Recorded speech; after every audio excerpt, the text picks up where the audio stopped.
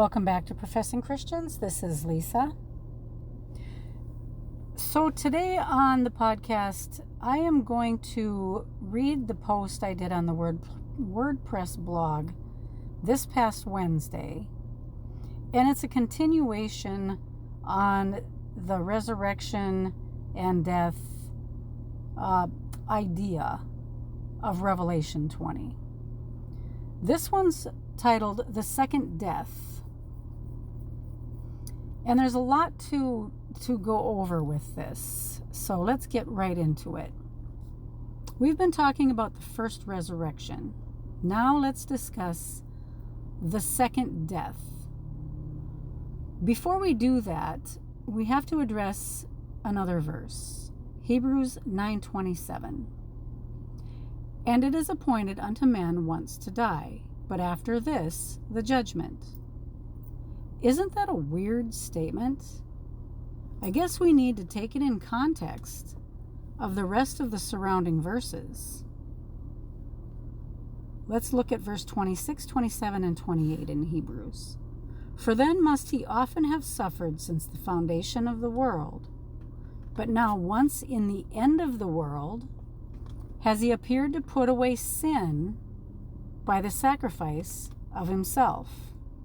And it is appointed unto man once to die, but after this, the judgment. So Christ was once offered to bear the sins of many, and unto them that look for him shall he appear the second time without sin unto salvation. A couple things stand out here. First, Christ appeared at the end of the world to put away sin by the sacrifice of himself. The writer of Hebrews knew Jesus came at the end of the world, knowing shortly after, as Jesus said, the wrath of Revelation would be poured out. More thoughts on that. I would like to add the end of the world is not the end of the world, the time period of Christ. So the end of the world, his wrath was poured out in 70 AD, and then the little season comes after the millennial reign. So Jesus died, was resurrected, ascended into heaven. And then he came back in 70 AD to pour out his wrath and to take his saints to the camp of saints, to take them. Those that were alive and remained met with those who had slept before with Jesus in the air, and he took them to the camp of saints. Some believe the New Jerusalem came down at that time. Some believe it comes down later. I don't know. But then they had the millennial reign, the 1,000 years, and now we're in the little season. We are still part of the end of the world. That's in my opinion. So as it is appointed unto man once to die, but after this the judgment, could this not be referring to the time period we're living in, the little season of Revelation 20? The short time between his 1,000-year reign and the white throne, final judgment of everyone according to their works? I think it is. I think this is all part of the judgment. And then in verse 28, it speaks of Christ dying once, but appearing a second time. It's a bit perplexing. As I was pondering this, it occurred to me that the reference to the first resurrection of Revelation 20, verse 5, as we talked about in the last post, could be referring to what happened at the end of the world for not only the kings and priests, but for both groups of people living at that time. Okay, let's get into this. This leads us to the second death. The second death is mentioned 4 times. The first time is Revelation chapter 2, verse 11. He that has an ear, let him hear what the Spirit says unto the churches. This is Jesus talking. He that overcomes shall not be hurt of the second death. I believe this is our key verse. This verse is in the letter to the church of Smyrna, a real church, not a symbolic one. This church building was destroyed along with the others of Revelation chapters 2 and 3 in the cataclysm. Jesus was telling the people to overcome all the trials and tribulations that were soon to come to pass. If they fell short, they would have to deal with the issue of the second death coming later at the judgment. The second and third mention are in Revelation 20. First one in verse 6, second one verse 14. Let's look at verses 5 and 6 first, because they go together. The rest of the dead lived not again until the 1,000 years were finished. This is the first resurrection. Now, I know in my last post I said it didn't seem to be a resurrection. It was definitely not a reincarnation. But I'm learning right along with everyone else here, being brought back to life sure would be the definition of a resurrection, in my opinion. Let's go on. Blessed and holy is he that has part in the first resurrection. On such the second death has no power. But they shall be priests of God and of Christ, and shall reign with him 1,000 years. So the ones with the second death has no power over are the blessed and the holy that are priests of God and of Christ, kings and priests. For those who overcome, the first resurrection will be the only resurrection, like it was for Jesus. The ones who did not overcome, again, were brought back to life and now have to face a second death. But as we see later, there is hope that us living during this little season have a chance to not die in the second death.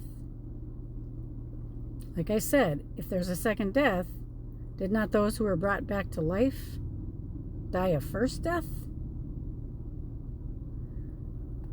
Okay, let's go on to the second part of Revelation 20, where it talks about second death. Verse 7, and when the 1,000 years are expired, Satan shall be loosed out of his prison, and shall go out to deceive the nations which are in the four quarters of the earth, Gog and Magog, to gather them together to battle, the number of whom is as the sand of the sea. And they went up on the breadth of the earth and compassed the camp of saints about. They surround the camp of saints on the earth, so they must still be there. And the beloved city. What's the beloved city? Isn't that the New Jerusalem? So is that there already as well? Did that already come down? And fire came down from God out of heaven and devoured them. Probably devours everything, as this seems to be the end of the little season as well. Verse 10, that was my thought. And the devil that deceived them was cast into the lake of fire and brimstone, where the beast and the false prophet are, and shall be tormented day and night forever and ever. And I saw a great white throne, and him that sat on it, from whose face the earth and the heaven fled away, and there was found no place for them. And I saw the dead, small and great, stand before God, and the books were opened. And another book was opened, which is the book of life. And the dead were judged out of those things which were written in the books, according to their works.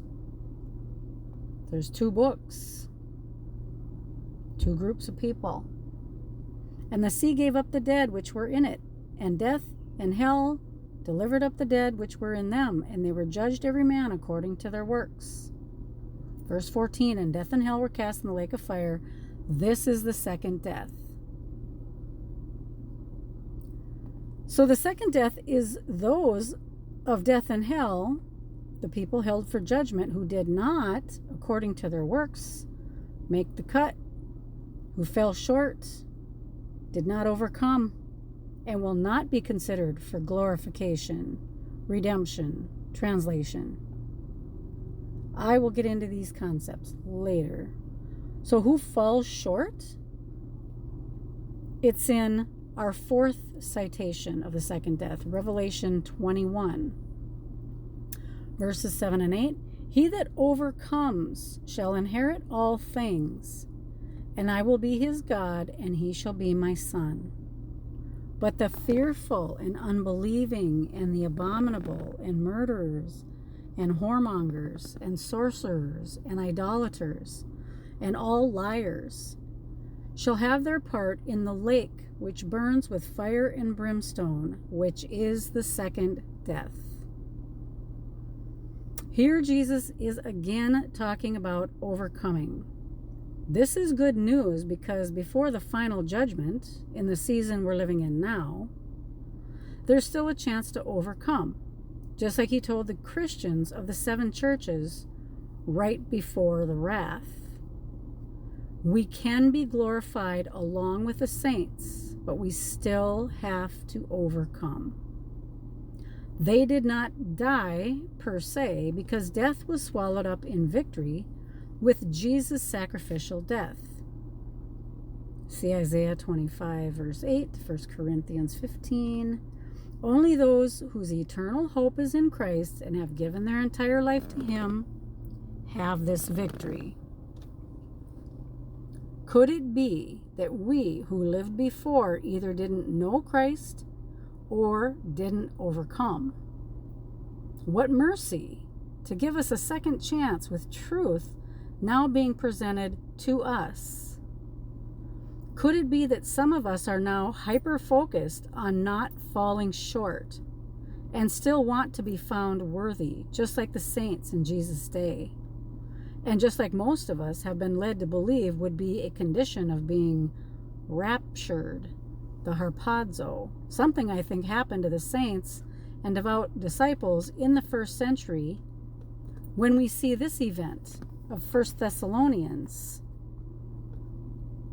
For if we believe that Jesus died and rose again, even so them also which sleep in Jesus will God bring with him.